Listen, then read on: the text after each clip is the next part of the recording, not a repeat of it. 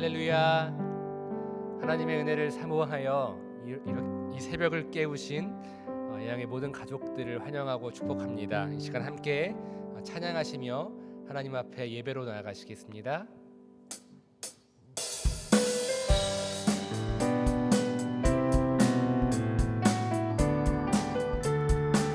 변찮는 주님의 사랑과 거룩함.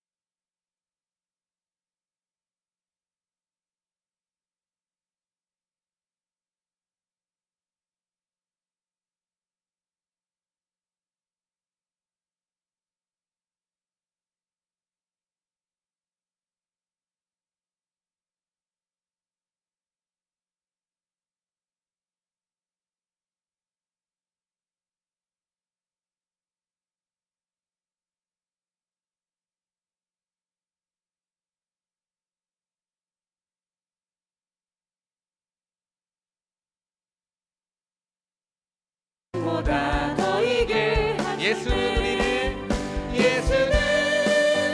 우리를 깨끗게 하시는 주시니 그의 피 우리를 눈보다 너에게 하셨네.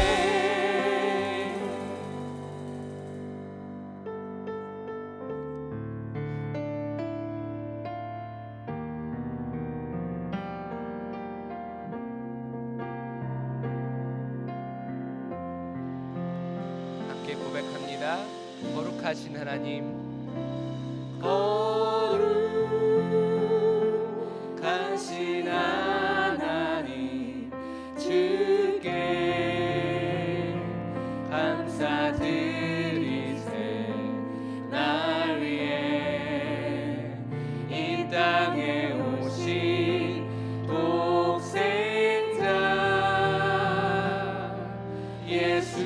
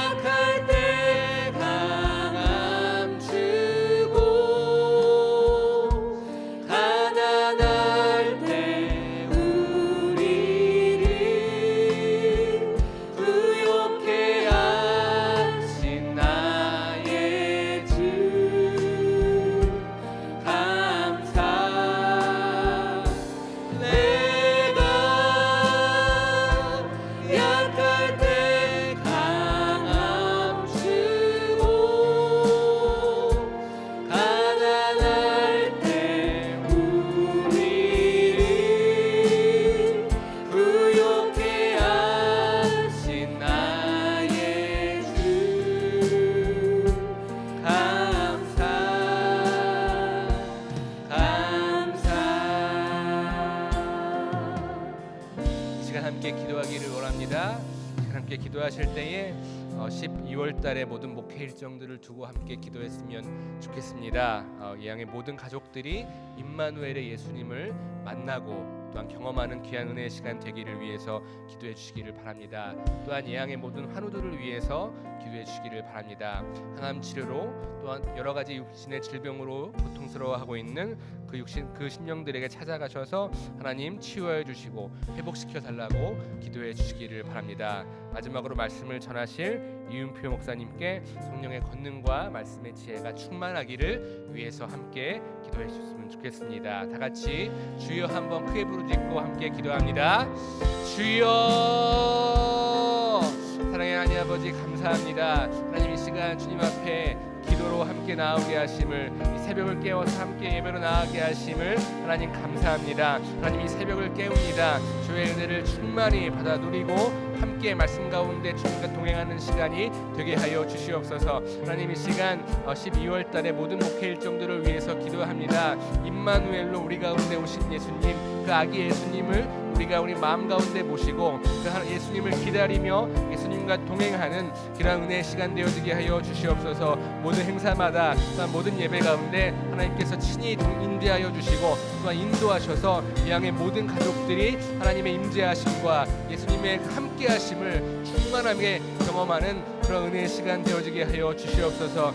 이 양의 모든 환우들을 위해서 기도합니다. 이 양의 모든 환우들에게 하나님의 치유의 역사가 있게 하여 주시옵소서. 항암 치료 중에 계신 모든 성도님들 계십니다. 또한 그 육신의 질병 가운데 그 병상에 계신 모든 심령들 있습니다. 하나님께서 함께하셔서 치유하는 강선으로 그 은혜로서 함께하여 주시고 다시 한번 회복되어지게 하시고 다시 한번 치유되어지는 놀라운 역사가 있어서 그들의 삶을 통하여 그들의 간증을 통하여 다시 한번 우리 애원교회 가운데 정말 함께 하시는 하나님, 치유하시는 하나님을 간증하며 고백하며 은혜를 나누는 그런 귀한 은혜가 있게 하여 주시옵소서. 말씀을 선포하시는 이윤표 목사님께 성령의 충만함이 있게 하여 주시옵소서. 하나님의 은혜가 있게 하여 주시옵소서. 하나님의 지혜로 하나님의 능력으로 말씀을 선포하실 때에 우리 모두가 그 가운데 함께 하시는 하나님을 보고 그 말씀을 듣는 귀한 시간 되어지게 하여 주시옵소서. 우리의 삶을 돌이켜 주님을 만나는 시간 되어지게 하여 주시옵소서. 주님의 은혜를 간구합니다. 주여 함께하여 주시옵소서.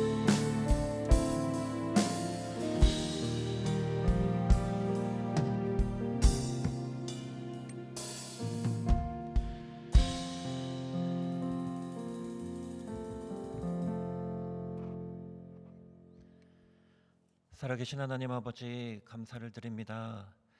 하나님의 은혜로 어제 수요 예배를 드릴 수 있는 은혜를 허락해 주시고 그 은혜 속에 푹 잠겼다가 또 오늘 목요일이라는 새로운 날을 맞이하면서 새벽 예배로 나아갈 수 있는 기회를 주신 것 감사드립니다.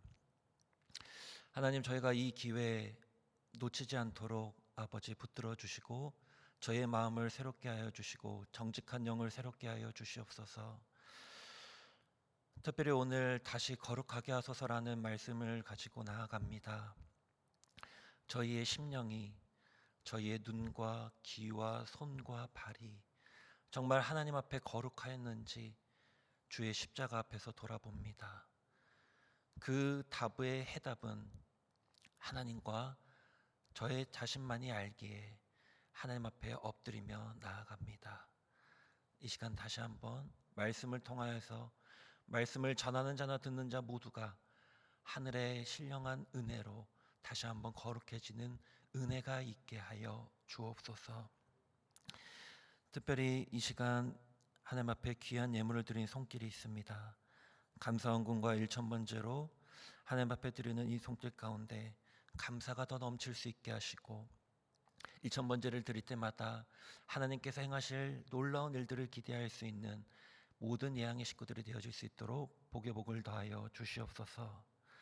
특별히 환우들을 위해 기도했습니다. 지금도 병상에서 여호와 라파 치료의 하나님을 기다리며 기도하고 있는 우리 예양의 가족들 하나님 일일이 기억하여 주시고 그들을 꼭 품어주시고 아버지 안수하여 주시고 다시 한번 강건케 해주시는 은혜가 있게 하여 주시옵소서. 그렇게 하실 하나님을 기대합니다. 감사드리며 예수 그리스도의 이름으로 기도드립니다. 아멘. 이 새벽 하나님께서 저희에게 허락하시는 말씀 베드로전서 1장 13절에서 25절까지의 말씀입니다. 베드로전서 1장 13절부터 25절까지의 말씀, 하나님의 말씀을 함께 제가 읽도록 하겠습니다. 함께 교독하겠습니다. 그러므로 너희의 마음에 허리를 동이고 근신하여 예수 그리스도께서 나타나실 때에 너희에게 가져다 주실 은혜를 온전히 바랄지어다. 너희가 순종하는 자식처럼 전에 알지 못할 때에 따르던 너희 사욕을 본받지 말고 오직 너희를 부르신 거룩한 이처럼 너희도 모든 행실에 거룩한 자가 되라. 기록되었을 때 내가 거룩하니 너희도 거룩할지어다 하셨느니라. 외모로 보시지 않고 각 사람의 행위대로 심판하시는 이를 너희가 아버지라 부른즉 너희가 나그네로 있을 때를 두려움으로 지내라. 너희가 알거니와 너희 조상이 물려준 헛된 행실에서 대속함을 받은 것은 은이나 금같이 없어질 것으로 된 것이 아니요 오직 흠없고 점없는 어린 양 같은 그리스도의 보배로운 피로 된 것이니라. 그는 창세전부터 미리 알린 바 되시니나 이 말세에 너희를 위하여 나타내신 바 되었으니 너희는 그를 죽은 자 가운데서 살리시고 영광을 주신 하나님을 그리스도로 말미암아 믿는 자니 너희 믿음과 소망이 하나님께 있게 하셨느니라. 너희가 진리를 순종함으로 너희 영혼을 깨끗하게 하여 거짓이 없이 형제를 사랑하기에 이르렀으니 마음으로 뜨겁게 서로 사랑하라. 너희가 거듭난 것은 썩어질 씨로 된 것이 아니요 썩지 아니할 씨로 된 것이니 살아있고 항상 있는 하나님의 말씀으로 되었느니라. 그러므로 모든 육체는 풀과 같고 그 모든 영광은 풀의 꽃과 같으니 풀은 마르고 꽃은 떨어지되 함께 보겠습니다. 오직 주의 말씀은 세세토록 있도다 하였으니 너희에게 전한 복음이 곧 이 말씀이니라. 아멘. 오늘 본문의 앞단락에서 이 베드로는 흩어진 나그네로서 이 땅에서 때로 여러 가지 시험과 근심 가운데 사는 사람들에게 본문 앞절이죠. 3절에서 산소망을 가지라고 권면했습니다. 왜냐하면 우리가 바라는 것이 바로 이 앞에 9절에서 보았던 것처럼 영혼의 구원이기 때문입니다. 그렇다면 이 구원을 어떤 자세로 우리가 바라고 준비해야 될 것인가 하는 의문이 생기죠. 거기에 대해서는 오늘 본문 13절과 14절에서 이렇게 말씀합니다. 그러므로 너희 마음에 허리를 동이고 근신하여 예수 그리스도께서 나타나실 때에 너희에게 가져다 주실 은혜를 온전히 바랄지어다. 너희가 순종하는 자식처럼 전에 알지 못할 때에 따르던 너희 사역을 본받지 말고. 아멘. 우리가 그리스도인으로서 바라고 바라야 하는 것, 그것은 하나님이 주실 은혜입니다. 그 은혜를 언제 주신다고 오늘 말씀하고 있습니까? 바로 예수 그리스도께서 나타나실 때입니다. 이때는 개인적인 종말이 될 수도 있고요. 그리고 우주적인 종말이 될 수도 있습니다. 분명한 것은 그때 우리가 하나님의 은혜가 아니면 소망이 없더라라는 것입니다. 여러분, 은혜를 우리의 자격으로 소유하는 것은 아니지만 은혜를 누리기 위해서 우리가 해야 할 것이 있습니다. 바로 그 은혜를 잊어버리지 않기 위해 우리가 그것을 지키는 것입니다. 오늘 본문 13절에서 은혜를 어떻게 바라라고 되어 있습니까? 온전히 바라라라고 되어 있습니다. 중요한 것은 온전히 바란다는 것이 단지 어떤 추상적인 개념이 아니라는 것입니다. 그 전에 행동해야 할 것이 있는데 바로 마음의 허리를 동이고입니다. 그리고 근신하여입니다. 마음의 허리를 동인다는 것 어떤 의미일까요? 하나님의 사람으로 우리가 행보하는데 방해가 되는 어떤 늘어지는 것들을 우리가 동여매야 된다라는 것입니다. 참을 것은 참고요, 절제할 것은 절제하라는 것이죠. 유진 피터스는 메시지 성경에서 이 부분을 소매를 걷어라라고 표현을 합니다. 늘어진 소매 때문에 일하는 것에 방해가 되지 말라라는 것이죠. 우리가 흔히 하는 말이 있습니다. 무식하면 용감하다. 14절의 말씀이 바로 그런 의미인 것 같습니다. 이전에 우리가 하나님을 알지 못하던 때에는 모르기 때문에 우리의 사욕을 따라 살았습니다. 그러나 우리가 이제는 하나님의 은혜로 순종의 자녀가 되었습니다.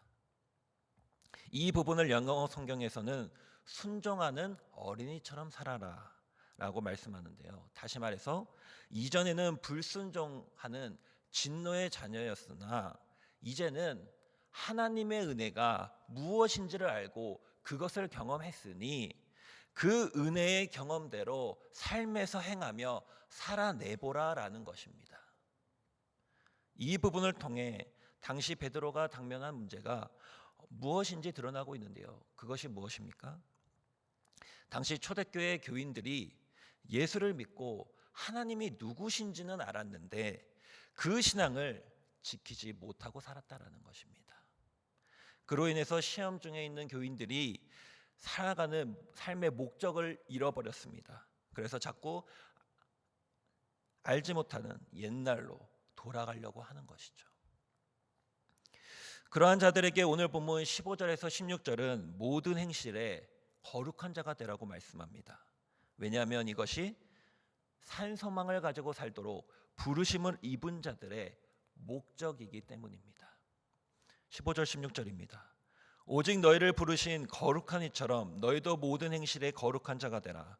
기록되었을 때 내가 거룩하니 너희도 거룩할지어다 하셨느니라. 아멘. 오늘 본문 16절의 말씀은요, 레위기 19장 2절의 말씀입니다. 하나님의 속성 중에 가장 분명한 속성, 바로 거룩입니다.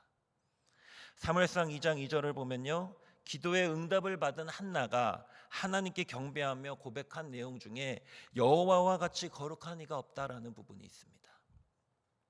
이처럼 하나님께서 스스로 거룩하다 말씀하셨을 뿐만 아니라 하나님을 경험한다라는 것은 그분의 거룩함 앞에 선다라는 것이고 하나님께서 원하는 것 역시 우리가 거룩하여지는 것이십니다. 오늘 본문 뒤에 나오는 2장 9절에는요, 유명한 말씀이 있습니다. 그러나 너희는 택하신 족속이요 왕 같은 제사장들이요 거룩한 나라요 그의 소유가 된 백성이니 이는 너희를 어두운 데서 불러내어 그의 기이한 빛에 들어가게 하신 이의 아름다운 덕을 선포하게 하려 하심이라. 아멘. 하나님께서 우리를 거룩함으로 부르신 것은 우리가 완전하기 때문이 아니라, 거룩할 수 있기 때문이 아니라 거룩하신 하나님과 동행할 수 있기 때문이고, 우리가 거룩할 때 그때부터 우리를 부르신 이의 아름다움을 드러낼 수 있기 때문에 그렇습니다. 무엇보다도 거룩에는 두 가지의 중요한 의미가 있는데요. 하나는 히브리어로 카다시라는 단어인데 분리입니다. 죄로부터 분리, 그리고 이 세상으로부터의 분리입니다. 그것이 거룩입니다. 우리가 오해하지 말아야 할 것은 이 분리가 어떤 배타적인 분리가 아니라는 것입니다. 거룩은 배타적인 분리에서 드러나는 것이 아니라 비타협과 초월 그리고 변혁을 통해 밝혀지는 것입니다. 어둠 속에서 빛이 존재를 드러내고 무미건조한 데서 소금이 맛을 내는 것처럼 거룩함이란 죄와 세상 그 한가운데에서 찬란하게 빛나는 것입니다. 거룩의 또 다른 의미는요, 구별입니다. 우리가 거룩하신 하나님 앞에서 행하는 모든 것들이 구별되는 것입니다. 하나님 앞에서 행하면 세상과 구별이 되고요, 세속과 구별이 되고요, 더러움과 구별이 되고, 그리고 거짓과 구별되고, 썩어서 냄새나는 것과 구별이 됩니다. 이러한 거룩에 대해서 우리가 참 수도 없이 설교를 들었습니다. 그렇지만 아직까지 거룩하게 살지 못하는 이유가 무엇일까요? 어쩌면 늘 부분적이기 때문인 것 같습니다. 때로는 우리가 행한다고 하지만 삶에서 대충 행하기 때문은 아닌지 모르겠습니다. 우리의 삶에서 가장 무서운 것 중에 하나가 바로 관행이 아닐까 싶습니다. 관행이라는 이름으로 행해지는 그 더러운 일들이 얼마나 많은지 모릅니다. 왜냐하면 관행이라는 이름으로 죄책감을 상실하기 때문이죠. 우리가 부분적으로 또는 대충 하나님의 은혜를 바라는 것이 무엇일까요? 어쩌면 우리의 능력으로 할 수 있다고 생각하는 부분에서 우리는 하나님 없이 생각하고 살아갑니다. 그리고 거기서 성취감을 느끼게 되면 그때부터 교만이 들어오기 시작합니다. 이 교만은 하나님의 거룩함을 훼손하는 가장 첫 번째 적입니다. 여러분, 우리가 하나님을 온전히 바란다라는 것은 무기력하다는 말이거나 또는 아무것도 하지 않는다 그런 의미가 아니라 무엇을 하든지 하나님만을 바란다라는 것이 되어야 할 줄 믿습니다. 그런 맥락에서 보면 우리가 행하는 행동들에도 좀 자의적인 판단이 있는 것 같습니다. 어떤 것은 하나님과 관계가 있고 어떤 것은 하나님과 관계가 없다라고 생각을 하는 것이죠. 마찬가지로 어떤 일은 거룩한 일이 아니고 어떤 것은 세속된 일이라고 우리는 미리 구분을 짓습니다. 그런데 우리를 부르신 하나님은 우리를 부분적으로 부르신 것이 아니라 온전히 부르셨습니다. 어느 목사님의 설교 예화에 나오는 이야기입니다. 주일 저녁 예배에 이 목사님이 설교를 마치면서 교인들에게 이렇게 물었습니다. 여러분 중에 이 순간부터 예수님을 구주로 영접하기로 결심하신 분이 있다면 손을 들어 주십시오. 그때 그 자리 뒷자리에 앉아있던 한 부인이 남편의 옆구리를 쿡쿡 찌르며 이렇게 말합니다. 여보, 당신도 이 순간부터 예수님을 구주로 영접하지 그래요. 그녀는 열심히 교회를 출석했지만 그 남편은 오늘 지금 처음으로 교회에 나왔기에 어떤 이번 기회에 남편이 예수님을 영접하길 원했던 것입니다. 그러나 남편은 아무런 반응이 없었습니다. 예배를 마치고 집에 돌아가는 길에 부인이 서운한 목소리로 이렇게 얘기합니다. 여보, 난 당신이 손을 들 줄 알았는데 왜 안 들었어요? 그러자 남편이 이렇게 말합니다. 그동안 당신은 신앙인으로 살아왔고 나는 불신앙으로 살아왔는데 그동안 당신의 생활을 보면 나와 다른 점이 하나도 없었어. 우리 크리스천들에게 가장 부끄러운 것이 있다면 그것은 이 세상과 구별되지 않는다라는 것입니다. 우리가 이 세상에서 너무나도 많이 듣고 있는 단어가 하나 있습니다. 개독교라는 단어죠. 왜 그 사람들이 그렇게 얘기할까요? 그 사람들도 신앙은 있진 않지만 우리가 그리스도인으로서 정말 이 땅에서 그 빛을 나타내기 원하기 때문에 그런 이야기를 하는 것은 아닐까요? 우리가 스스로 아무리 거룩하다고 해도 구별되지 않는 곳에는 거룩함이 존재하지 않습니다. 또한 우리가 아무리 거룩하다고 말을 해도 그것이 우리의 행동으로 나타나지 않으면 거룩함은 존재하지 않습니다. 이런 의미에서 우리가 유념해야 할 것이 하나 있는데요. 거룩은 바로 하나님 앞에서 지켜야 하는 것입니다. 그렇게 하나님 앞에서 거룩한 그것이 사람들 앞에서 비로소 증명이 되는 것입니다. 이것이 거룩입니다. 또한 부르심을 입은 자의 거룩은 증명될 뿐만 아니라 우리들에게 지켜야 하는 선이 있음을 깨닫게 합니다. 예를 하나 들어볼까요? 우리는 캐나다나 그랜드 캐니언, 미국의 그랜드 캐니언 같은 위대한 자연을 감상하다 보면 가보진 않았지만 종종 사고를 당하는 사람들을 보게 됩니다. 멋진 벼랑 끝에 가서 사진을 찍으려다가 변을 당하는 것이죠. 왜 그럴까요? 위대한 자연을 보면서 아름다움에 취해 그만 경외심을 잃고 방심했기 때문입니다. 위대한 자연을 감상하는 안전한 방법, 그것은 안전 수칙을 지키는 것입니다. 하지 말라면 하지 않으면 되는 것입니다.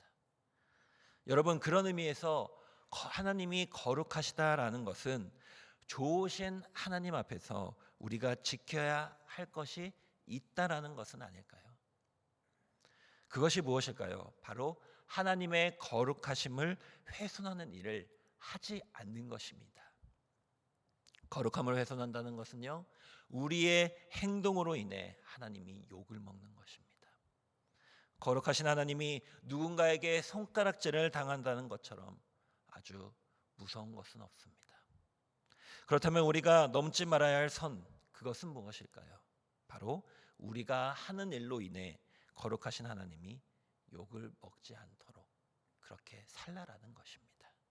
그 내용이 바로 17절에 있습니다. 외모로 보시지 않고 각 사람의 행위대로 심판하시는 이를 너희가 아버지라 부른즉 너희가 나그네로 있을 때를 두려움으로 지내라. 아멘. 우리는 거룩하신 하나님의 이 속성 앞에서 우리가 가지는 두려움이 있습니다. 오늘 본문에 보면 거룩하신 하나님은 우리를 외모로 보시지 않고 무엇으로 보신다고 말씀하시죠? 행위대로 심판하시는 분이라고 말씀하십니다. 이 거룩하신 하나님을 우리가 지금 아버지라고 부르고 있는 것입니다. 유진 피터슨의 메시지 성경에 보면 외모를 보시지 않고 각 사람의 행위대로 심판하시는 분, 이 부분을 좋은 아버지와 책임감 있는 아버지로 설명하고 있습니다. 하나님이 좋으신 이유는요, 우리를 도우시는 분이기 때문이고, 책임적이라는 말은 우리의 잘못된 삶을 그냥 놔두시지 않은 것인데, 그렇기 때문에 두려운 것입니다. 좋지만 쉽지 않은 것이죠. 왜 그러실까요? 그분은 우리를 정말 사랑하시지만 또한 공의로운 분이시기 때문에 그렇습니다. 그 하나님이 우리와 정말 관계가 없는 분이라면 솔직히 별로 두렵지 않을 텐데, 이 하나님 앞에 우리가 서야 하기 때문에 그래서 두려운 것입니다. 13절의 말씀을 다시 보겠습니다. 그러므로 너희 마음에 허리를 동이고 근신하여 예수 그리스도께서 나타나실 때에 너희에게 가져다 주실 은혜를 온전히 바랄지어다. 아멘. 예수 그리스도께서 나타나실 때는 초대 기독교인들이 바라고 있는 재림의 때입니다. 그러므로 우리가 잊지 말아야 할 삶의 방식이 있다면 17절의 말씀처럼 나그네로 있을 때 그것을 두려움으로 지내라는 것입니다. 여기서 나그네라는 것은 완성되지 못한 어떤 순례자의 삶을 말합니다. 아직 가야 할 여정이 남아 있는 것이죠. 그래서 긴장해야 됩니다. 잘못하면 다른 목적지로 갈 수 있기 때문입니다. 어쩌면 우리가 다시 회복해야 할 신앙의 가장 기본적인 태도, 그것이 바로 이 나그네 의식이 아닐까 싶습니다. 나그네 의식에서 꼭 필요한 것이 하나 있다면 그것은 바로 두려움입니다. 유진 피터슨은 이것을 아주 깊은 하나님의 인식이라고 표현했습니다. 그렇습니다. 나그네는 나그네로 걸어가는 그 길 위에서 늘 하나님을 생각하며 사는 것입니다. 하나님을 향한 깊은 인식을 통해서 자신을 지켜 나가는 것이죠. 이처럼 우리가 이 땅 위에서 사는 삶이 나그네라는 것을 분명하게 뼈저리게 인식하게 될 때에 우리는 이 세상이 아닌 저 세상을 바라보게 됩니다. 나그네로 살아가는 지금의 삶에 목적을 두는 것이 아니라 우리가 영원히 걸 그 나라에 소망을 두는 것이죠. 그러므로 이 세상에서 나그네로 산다라는 것은 저 세상의 소망에 대한 분명한 태도가 있어야 하는 것입니다. 오늘날 우리가 살아가는 이 세상을 가리켜 불확실성의 시대다라고 표현합니다. 게브레스라는 미래학자는 이런 말을 했습니다. 이 시대는 미래가 불확실하다는 말 빼고는 모두가 불확실한 시대다라고 말이죠.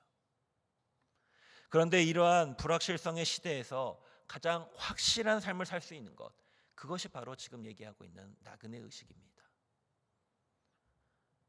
즉, 이 세상에서 하나님만을 의식하고 살아가는 것입니다. 하나님만을 의식하는 것이 가장 명확한 기준이기 때문입니다. 나그네 의식은요, 목적 없이 사는 것이 아니라 목적을 가지고 나그네의 삶을 사는 것입니다. 그러나 나그네를 아까도 얘기했던 것처럼 순례자라고 부릅니다. 순례자는 비록 지금 이방 땅에서 살고는 있지만 점점 본향을 향해 나아가는 사람인 것이죠. 이어서 본문 24절에서 25절은 이렇게 말씀합니다. 그러므로 모든 육체는 풀과 같고 그 모든 영광은 풀의 꽃과 같으니 풀은 마르고 꽃은 떨어지되 오직 주의 말씀은 세세토록 있도다 하였으니 너희에게 전한 복음이 곧 이 말씀이니라. 우리가 불확실한 세상에서 살고는 있지만 변치 않는 확실한 것이 있습니다. 바로 하나님의 말씀, 복음입니다. 여러분, 이 세상에서 우리가 나그네로 살아가는 것 아주 분명합니다. 지금 그렇게 살아가고 있습니다. 그러나 어떤 나그네이냐가 중요합니다. 어떤 나그네입니까? 본향을 향해 가는 나그네입니다. 유한한 이 세상을 지나 영원한 본향으로 가는 목적을 가진 순례자입니다. 나그네 의식을 넘어 순례자의 의식을 살아갈 때 우리가 붙들어야 할 말씀이 있습니다. 로마서 8장 35절 그리고 38절에서 39절의 말씀입니다.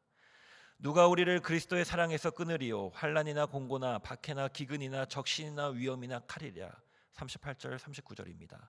내가 확신하노니 사망이나 생명이나 천사들이나 권세자들이나 현재일이나 장래일이나 능력이나 높음이나 깊음이나 다른 어떤 피조물이라도 우리를 우리 주 그리스도 예수 안에 있는 하나님의 사랑에서 끊을 수 없으리라. 아멘이십니까? 오늘 말씀을 통해 우리들에게 주시는 가장 분명한 확신이 무엇입니까? 다시 거룩함을 회복하고 다시 산소망을 가지고 살아내라라는 것입니다. 가장 불확실한 시대에 가장 확실하게 살 수 있는 것은 지금도 우리의 삶 속에서 살아계신 그 하나님을 바라보며 뚜벅뚜벅 본향을 향해 믿음으로 걸어가는 것입니다. 그러나 그때마다 이 세상은 우리를 유혹하고 핍박함으로 곁길로 가게 할 것입니다. 하지만 그 어떤 유혹과 핍박에도 우리가 쓰러지지 않을 수 있는 이유가 있는 것은 지금도 내 곁에서 나를 꼭 붙들어 주시고 계시는 그 하나님을 내가 믿고 있기 때문입니다. 그 믿음으로 다시 한번 거룩함을 구하고 그 믿음으로 주어진 삶을 살아보기로 용기 내보는 이 양의 모든 가족들이 되시기를 주님의 이름으로 축복합니다. 함께 찬양함으로 나아가겠습니다.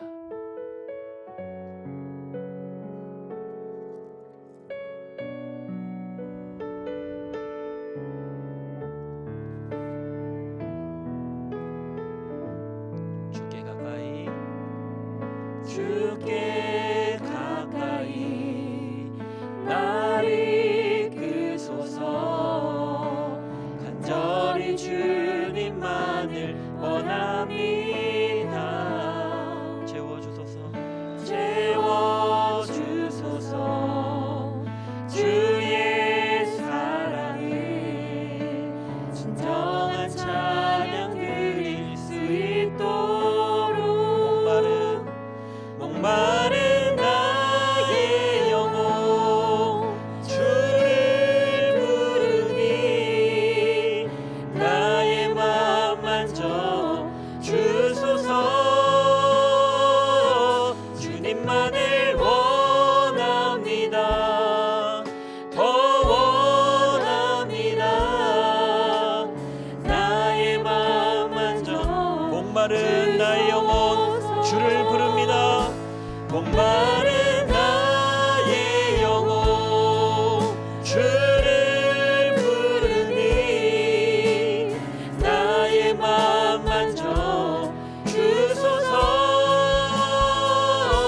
주님만을 원합니다. 더 원합니다.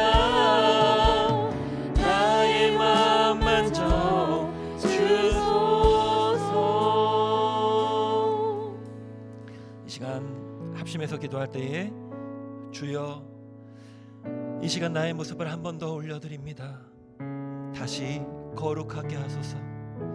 나를 살리려 하늘 보자 버리신 그 십자가의 사랑의 간격을 회복해 하여 주옵소서. 내가 주께로 지금 가오니 십자가의 보혈로 날 씻어 주옵소서. 그리하여 거룩한 주님 안에서 하늘의 소망으로 다시 일어서게 하여 주옵소서. 간절한 마음으로 다 함께 주여 부르고 합심해서 기도하겠습니다. 주여. 할렐루야. 살아계신 아버지 하나님, 여기까지 인도하신 에베네셀의 하나님, 감사와 영광을 올려드립니다. 하나님, 다시 한번 거룩하게 하여 주옵소서. 저희의 머리부터 발끝까지 예수 그리스도의 거룩하신 보혈로 덮어주시고 성령의 충만함을 한번 덧입혀 주시옵소서. 그리하여 하나님을 예배하는 예배자로 나아가기에 부족함이 없도록, 하나님을 찬양하며 나아가기에, 하나님 이 세상 어두운 이 세상을 밝히는 사람으로 나아가기에 부족함이 없도록 아버지 붙들어 주옵소서. 아버지, 다시 한번 예수 그리스도의 십자가 사랑을 다시 한번 저희 마음 가운데 새기길 원합니다. 그 십자가 사랑의 감격이 회복되어지길 원합니다. 아버지, 그리하여서 아버지, 내가 거룩하니 너희도 거룩하라고 말씀하신 그 하나님의 말씀을 늘 새기고 나아감으로 내가 사랑하는 그 주님을 닮아가기에 힘쓰기로 결정하는 아버지, 그러한 하나님의 사람들 되게 하여 주옵소서. 그리하여서 늘 저 높은 곳을 향하여 날마다 나아가는 아버지, 저 본향을 늘 갈망하며 그곳에 소망을 두며 영원한 소망으로 나아가는 하나님의 사람들 되게 하여 주옵소서. 그렇게 하실 하나님을 기대합니다. 하나님 감사합니다.